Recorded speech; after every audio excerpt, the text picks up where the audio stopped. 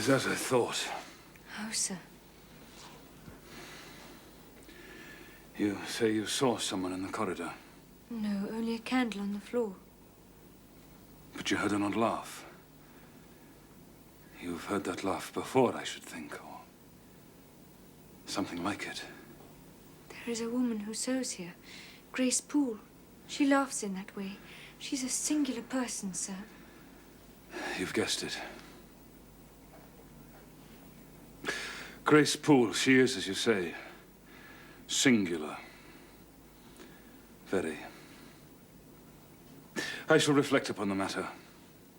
Right, sir. Miss Eyre, you are the only person beside myself who knows the details of tonight's incident. You're no talking fool. You will say nothing. I will account for this state of affairs. Now, go to your own room. You cannot sleep here, sir. I shall do very well on the library sofa. Must be nearly 4. In 2 hours, the servants will be up. Good night, then, sir. What? You're quitting me already? And in that way? You said I might go, sir. At least shake hands.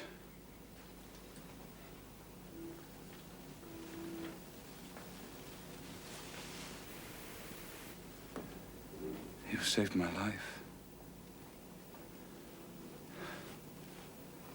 I have a pleasure in owing you so immense a debt. There is no debt or obligation in the case. Oh, I knew you would do me good in some way. At some time, I saw it in your eyes the first time I beheld you. That expression and smile did not.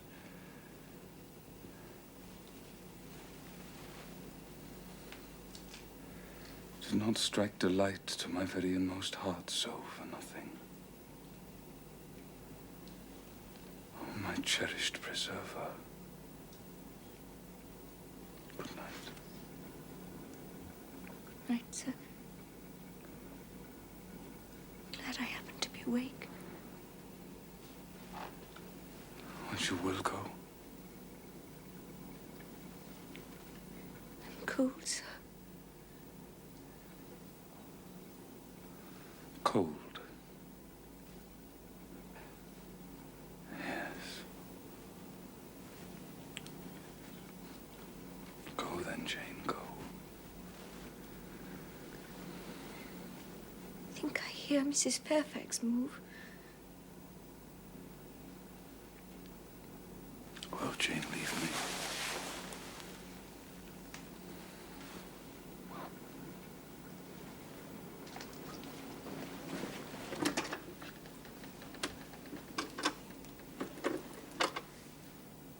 Right, sir.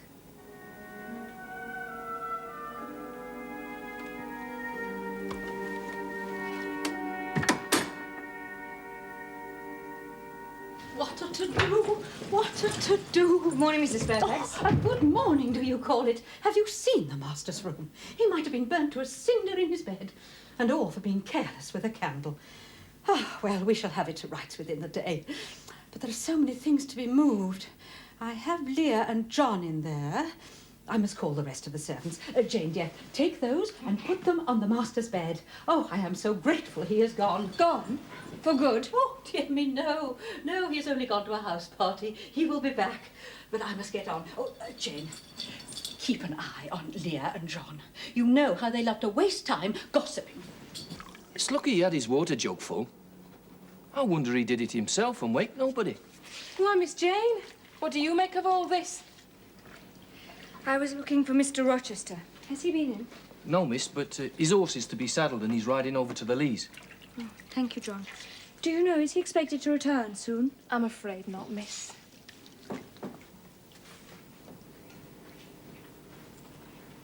Good morning, miss.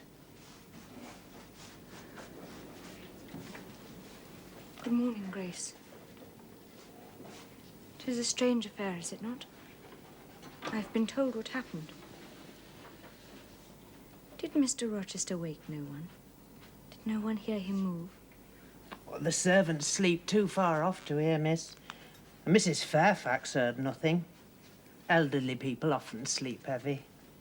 But you sleep nearby, miss, and I should say that being young, you're a light sleeper. Did you not hear a noise? I did. At first I thought it was Pilot. But Pilot cannot laugh. And I'm certain I heard a laugh. A very strange one. Well, it's hardly likely Master would laugh when he was in such danger. I should think, miss, you must have been dreaming. I was not dreaming. You did not think of opening your door and going out into the gallery? Certainly not. I bolted my door. I have not done so before, but I shall in future. It will be a wise thing to do. I've never heard of the hall being attempted by robbers, but there are hundreds of pounds worth of plate, and there are very few servants. I always think it best to err on the safe side. A deal of people, miss, are for trusting all to Providence. But I say Providence blesses those that help themselves. Mrs. Poole, will you come down to the servants' dinner? No. Just put my pint of porter and a bit of pudding on a tray and I'll carry it upstairs. You'll have some meat. Oh, just a morsel. And a taste of cheese, that's all, Maria. Mrs. Fairfax is looking for you, miss, for dinner. Thank you.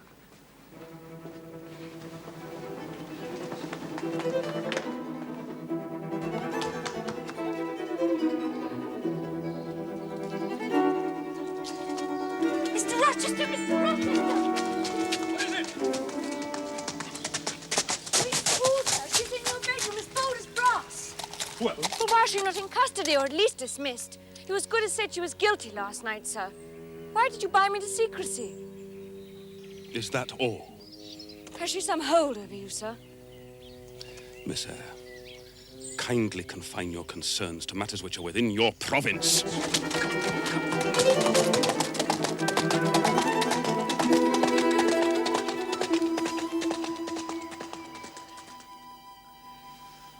Days.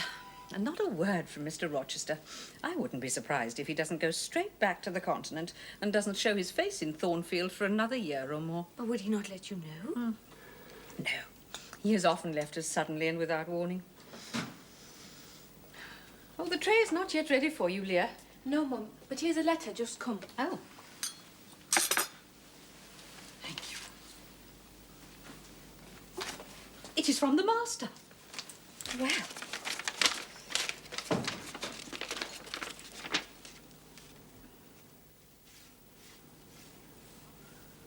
Well, we are going to be busy now. He is returning. Indeed he is. And within 3 days, he's bringing a party of friends with him.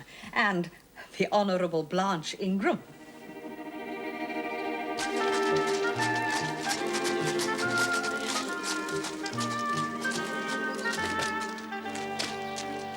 Good morning, Mum.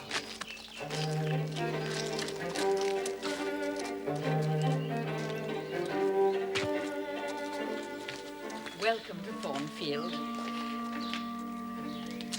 Welcome home, sir. thank you, Mrs. Fairfax. I've enjoyed the company of my own equal on horseback in the county. Without taste of friends by 5 minutes.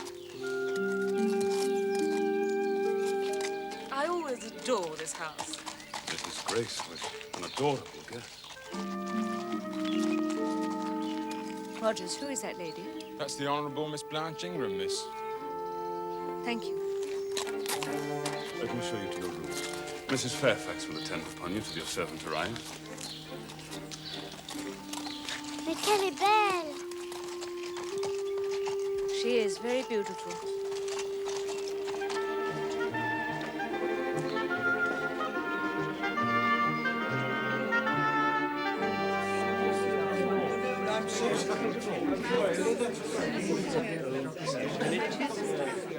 The carriages are ready, sir. Thank you, John. En avant, mes amis!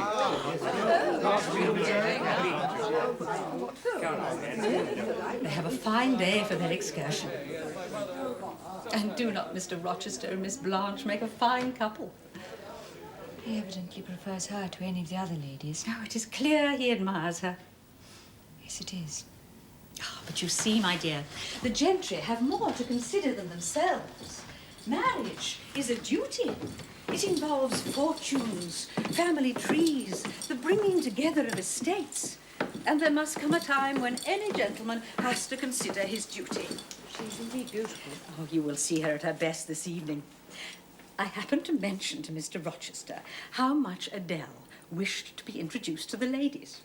And he said, let her come into the drawing room after dinner. Oh, she will be in ecstasies. And he said, let Miss Eyre accompany her. Oh, no, he was only speaking out of politeness. I told him you were shy.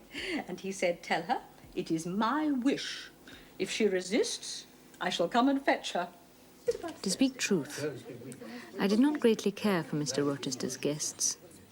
Most of them, Miss Ingram especially, seemed to me to be shallow, haughty, and contemptuous towards those not of their own station. Of course, you have a governess for her. Where is she now? Is she gone? Oh, no, there she is still. You should hear Mamma about the subject of governesses. I had half a dozen at least, all either detestable or ridiculous.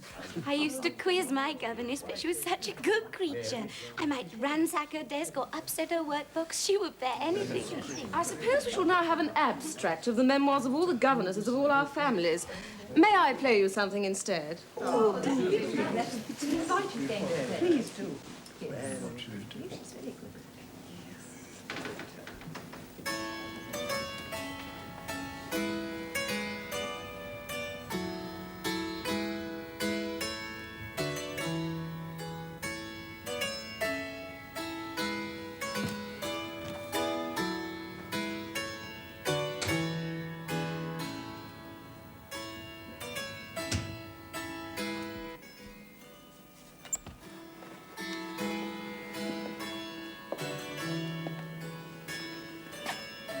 How'd you do? I'm very well, sir. Why didn't you come and speak to me in the room? I did not wish to disturb you as you seemed engaged, sir. Well, what have you been doing during my absence? Nothing particular. Teaching Adele as usual. You're looking a good deal paler than you were. What's the matter? Nothing is the matter, sir. Did you catch cold? That night you half drowned me? Not the least, sir. Return to the drawing room. You're deserting too early. I am tired, sir. And a little depressed. What about? Tell me. I'm not depressed. But I affirm that you are. So much depressed that a few more words would bring tears to your eyes.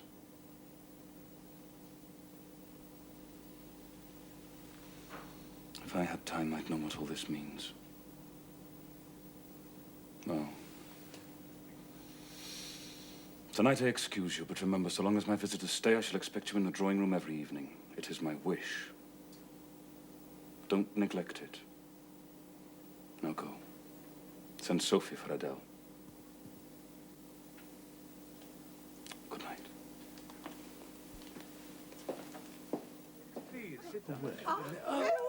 One evening, a change of entertainment was proposed. They spoke of playing charades, but in my ignorance, I did not understand the term. I forget. Oh, we're at a wedding. Why, it's a marriage. How wonderful the bride's couple they make. Don't we perhaps prefer to be Oh, he looks like Shane. Shane? Is this the whole... Yes, I think so. No, it can't be. Whatever can it be? Was not the second syllable well? And does not that make the entire word Bridewell, the London Colonel? Bravo! Ah, well done. I got it. I got it. That's a very good one. That's right. Very good. Excellent. I did enjoy it. My dear, calm down. Let me hand you down. Thank you. You were so good. You never had quite me when I was around.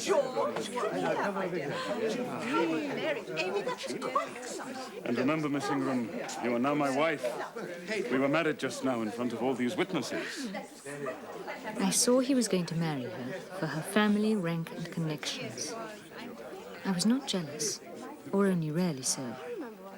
But I suffered an ever-torturing pain, for I knew he did not love her. Oh, yes, I do. He told us next day that he had been summoned to Milcott on business and would not be back till late. That same afternoon, a stranger arrived at Thornfield.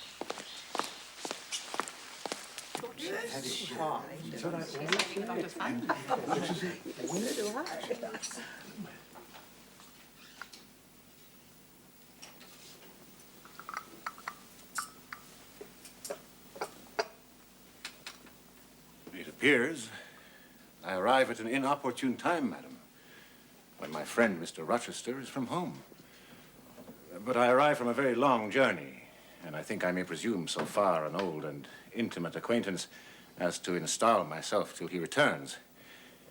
My name is Mason. I am but just arrived in England. I spent some time on the West Indies station, sir. Do I detect? You have an acute ear, sir. I am from Kingston, Jamaica. I know it well. It was there that I met Mr. Rochester. I did not know that Mr. Rochester had ever been to the West Indies. Oh, Rochester has been everywhere. But allow me to introduce you to the company, Mr. Mason. Lady Ingram, permit me to present Mr. Mason formally to you. Yes, certainly. Lady Lynn? Rochester did not like the West Indies. Hurricanes and heat and the appalling rainfall were too much even for his heroic tastes. Beg pardon, sir. There's an old woman in all being extremely troublesome, refusing to leave. A gypsy, sir. Well, tell her I'm a magistrate, and she'll have her put in the stocks if she does not take herself off. No, wait. Sam, did I hear you say she was a gypsy? Yes, sir. She insists on being brought in before quality to tell fortunes. Well, we have no plans for entertainment. Let her entertain us. Surely, Colonel Dent, you would not encourage such a low impostor. What is she like? A shocking, ugly, old creature, miss, almost as black as them calls. Let's have her in. To be sure, why throw away the chance of a little fun? Show her into the library. Well, that is what she wants, miss. She says she'll not appear before the vulgar herd. I think I had better go first. No, sir. She wants no gentlemen. Ladies only, and only them that's young and single. By Jove, she has taste. Oh, my best, my dearest, pause. Reflect.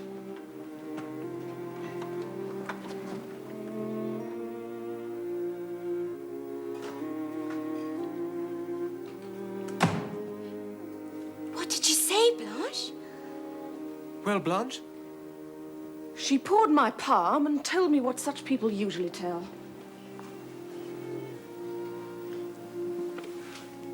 It is my turn now.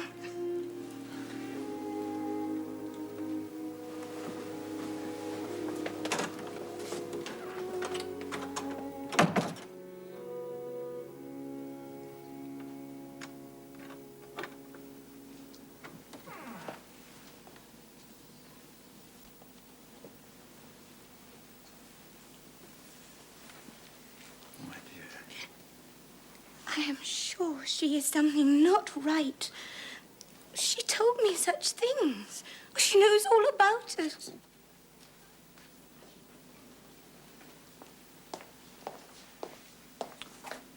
If you please, miss, Gypsy says there is another young, single lady in room and she'll not go until she's seen thee. The governess, indeed.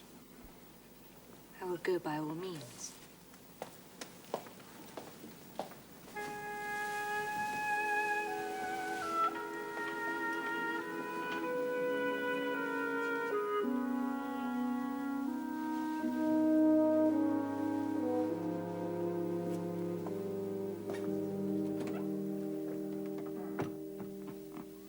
I can make nothing of such hand as that is to fine. Meal on the rug. It's in the face. It's about the eyes and the set of the mouth. I wonder with what feelings you came to me tonight. You have no secret hope that whispers to you of a sweet future? The utmost I hope is to save enough money for a little school someday. Mean food for the heart. And when you're sitting in that window seat. Oh, yes, I know your habits. You have been speaking to the servants. I know one of them. You're sharp, you're quick. Mrs. Poole. Oh, don't be alarmed. She's a safe hand, is Mrs. Poole. She can be trusted. And when you sitting in that window seat, do you think of nothing but your future school? Is there not one of your companions you think about? Is there not one face that you study? I like to observe all faces. You're forced to observe your master. He is not at home. Does that blot him, as it were, out of existence? I can scarcely see what Mr. Rochester has to do with my ways. Ah, amid all this society, have you not seen love in his face? I did not come here to confess. Is it known that Mr. Rochester is to be married? Ah, and to the beautiful Miss Ingram. Shortly. Appearances would make it seem so. But, Mother, I did not come here to hear Mr. Rochester's fortune. I came to hear my own. Ah, your fortune is yet doubtful. Chance has offered you a measure of happiness. It depends on yourself to stretch out your hand and take it up. Whether you will do so is the question. Kneel again on the rug. Do not keep me long. The fire burns me.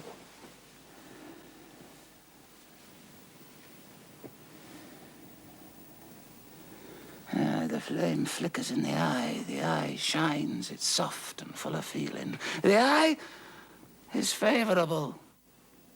The mouth, at times, delights in laughter. The brow's the enemy. That brow says I can live alone if self-respect requires it. I needn't sell my soul to buy bliss. That forehead declares reason, sits firm and holds the reins. It will not let her feelings burst away and hurry her to wild chasms. Strong wind, earthquake, shock and fire may pass by. But I will follow the guiding of that still, small voice called conscience. Well said, conscience. Your voice shall be respected. Well, Jane, do you know me now? Off, ye lendings!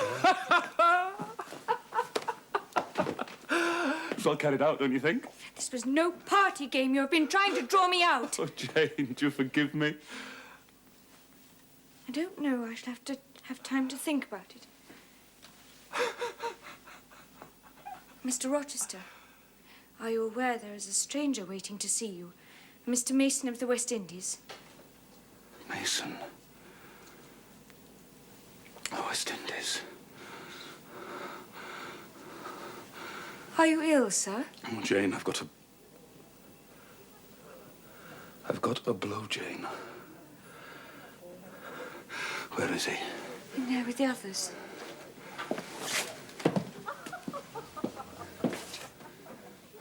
No whispering. They're laughing and talking. He seemed sociable. Sociable? Jane, if all those people turned their back on me, went away from here, would you go too? I would stay with any friend. I will stay with you. But why? Jane, go in there. Step quietly up to Mason. Whisper in his ear. Tell him that Rochester is here and waiting to see him. Show him in, then leave us.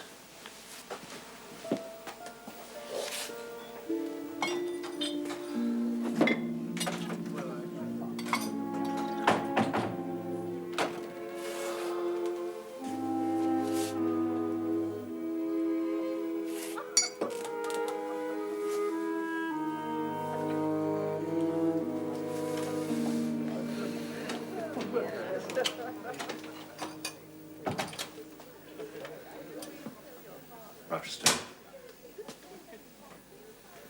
I'm sorry to arrive without warning.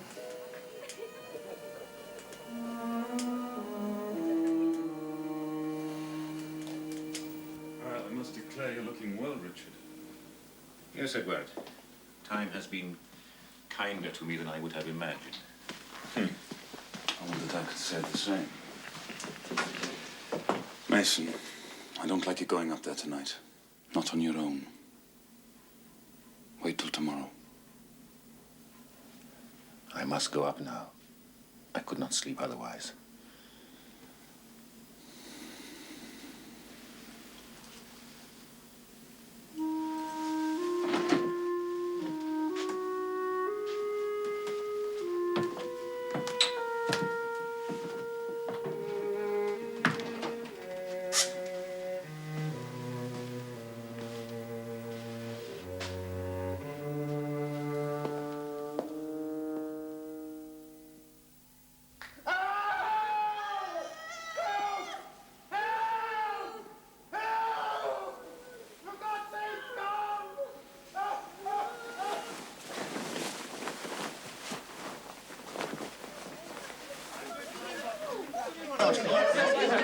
Henry, my dear fellow, did you hear that?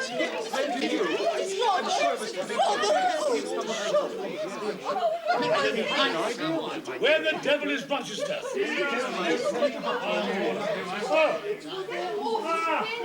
Don't strangle me. All is right, Julie. All is right. What the deuce was that noise then? Yes, one of the servants had a nightmare. That's all. Now I must ask you all to return to your rooms. We must get the house settled. Yes. Gentlemen, have the goodness to set the ladies an example. Miss Ingram, I know I can count on you. Ladies, you'll catch your death of cold in this gallery. I'm sure. Come on. No.